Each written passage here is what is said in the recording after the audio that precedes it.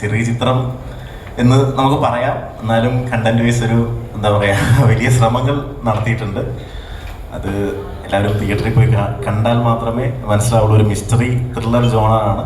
പറയുന്ന പോലെ ഒരു സ്ലോ ബേൺ ത്രില്ലർ എന്നൊക്കെ നമുക്ക് പറയാം. എന്നാൽ ഒരിക്കലും ഒരു സ്ലോ പേസിൽ പോകുന്ന ഒരു മൂവിയല്ല. ഇപ്പോൾ ദൃശ്യം 3 ഒക്കെ വിജയിച്ച് ശക്തമായി വിജയിച്ചുകൊണ്ടിരിക്കുന്ന സമയമാണ്. അപ്പോൾ അതുപോലെ തന്നെയുള്ളൊരു ചിത്രം, അതൊരു മിസ്റ്ററി ജോണറിൽപ്പെടുന്ന പടം തന്നെയാണ് നമ്മുടെ സിനിമയും.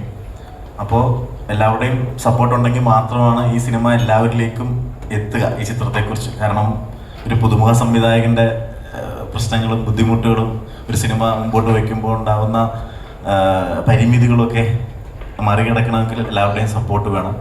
എല്ലാവരും നാളെ തിയേറ്ററിൽ ഡോസ് സെക്കൻഡ് ഒപ്പീനിയൻ ചിത്രം കാണണമെന്ന് വളരെ വിനീതമായി അപേക്ഷിക്കുകയാണ്.